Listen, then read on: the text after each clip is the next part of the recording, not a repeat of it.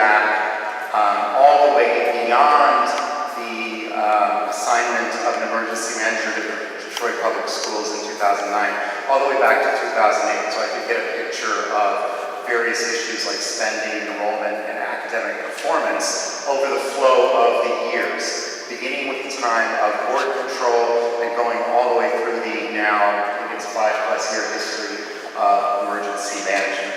I present this information to the board because I know that you're at a point where you're considering various different financial decisions that have been placed before you. And I want to first of all thank you for doing that. One of the things that I think that my figures reveal is that sometimes there needs to be forms of accountability placed on emergency management. And unfortunately, those means of accountability are few and far between in a system where an emergency manager has been imposed. What we really need is to assign some sort of emergency accountability system to emergency management. And in this case, there's a novel idea called democracy as a form of an accountability that I'd recommend in this venue, because with democracy, there is a genuine accountability to the voters, to people who come and petition you at meetings and either sway you there, or if they can't sway you there, then they'll try to get you out of the ballot box. Unfortunately, we don't have that amount of accountability right now, but happily, you are, with very little power that you've been left with, I'm glad that you are taking seriously the decisions, those small amounts of decision-making that are sometimes granted you, even under our current, rather imposed system that we have. So I'm not sure what you'll conclude from this evidence, but again, I looked at enrollment, I looked at academics, and I looked at finances.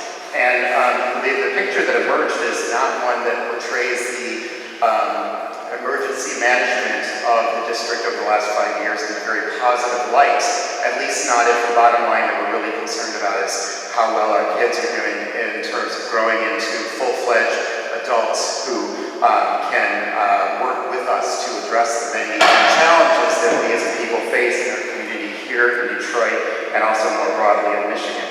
So some of the interesting things that I noticed, really this came about at the time that the emergency manager had a hearing on the proposed fiscal 2015 budget and spoke about the economic necessity of moving up to 43 students in grades 6 through 12 and also bumping up the numbers in the younger grades as well.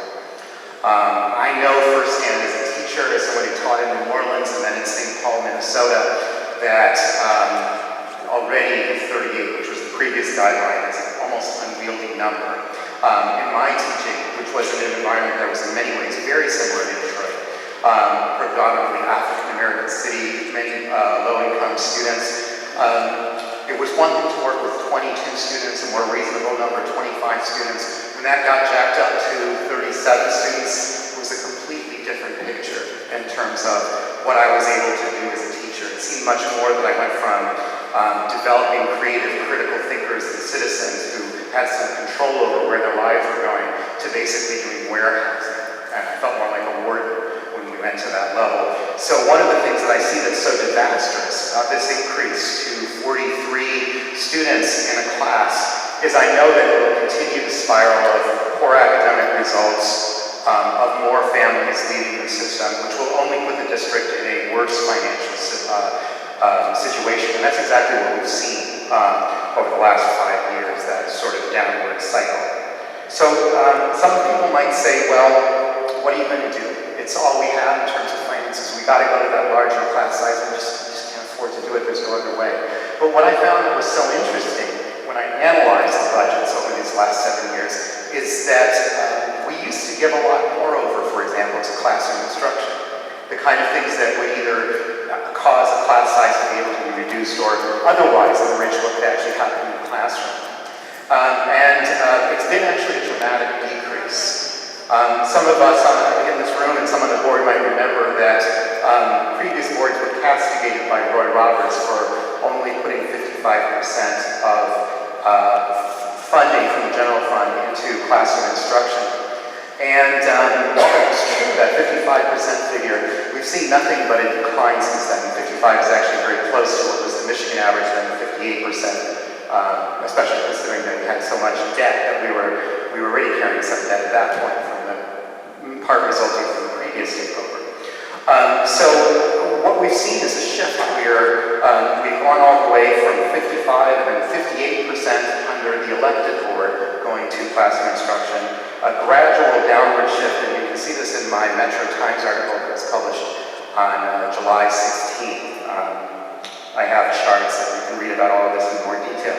But we've gone from a circumstance where we had 55 or even 58% going to the classroom to where we're continually trending downward, and we're now at a point where we are below 47.55% of the new budget and decreasing. Again, one of the concerns that has been brought by the State Superintendent Flanagan is that the projections of enrollment still aren't realistic.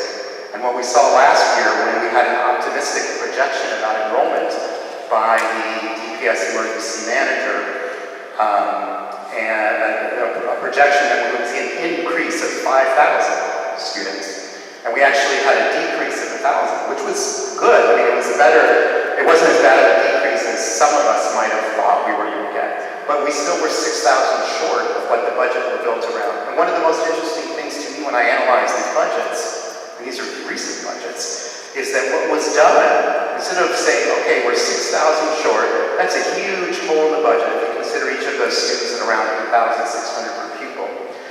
But the thing to do that I think most rational people would have done is, at worst as far as the children are concerned, is to make those cuts broadly so that every unit of spending takes an equal hit, classroom spending, administration, and so on.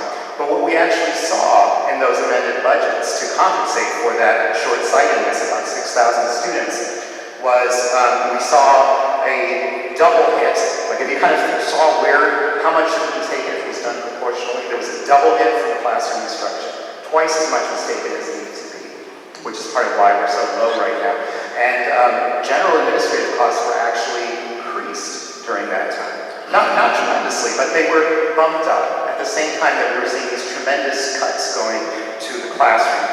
That is, in my mind, tragedy. I know that in 2009, when Arne Duncan came to town, he said that he couldn't sleep because he was worried about education in Detroit. He had trouble sleeping at night. Well, if that man was being honest, that poor man hasn't slept in 5 years, because we've only seen results get worse in academics and finances and enrollment since then. So that poor man, I don't know how he keeps looking as young as he does, given the fact that he must not be sleeping at all. Either that, or they're just somehow not as interested in what's going on in Detroit now that there is no longer Democratic control in the city. But we've seen a decrease in the proportion that's gone to classroom spending. We have seen a gradual increase in the proportion that goes to general administrative costs, where when the board last had power, it was only a very small piece that was going into general administration, central administration per student. It was 0.67% under the board, and now we're over 1%, and it's been over 1.16% at certain points under emergency management. So we see a typical process that we see also in charterization, where less and less money goes to the classroom and more goes to administrative costs. We've also seen a lot more spending go to service on the debt.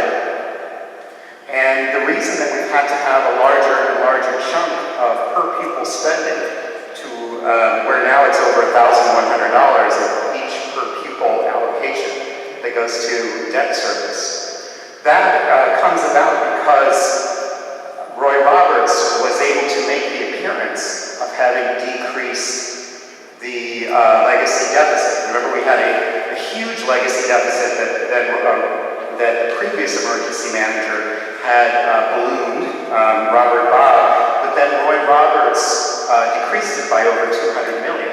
And the press, when they reported, as they often do on emergency management, often left out the detail that he only did that by accruing new long-term borrowing.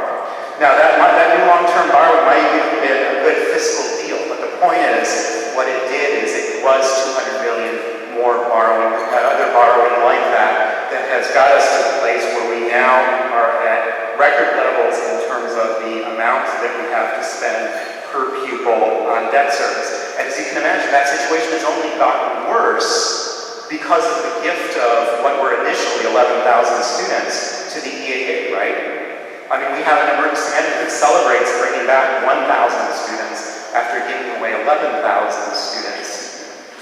So what we see happening is not only bad financial decisions, more debt, and more per pupil allocation to debt service as a result, but that debt is being parked on fewer and fewer students. Because as more students leave the system, you divide that total debt over a much smaller amount of students. And that's what you get, is less and less going to classrooms.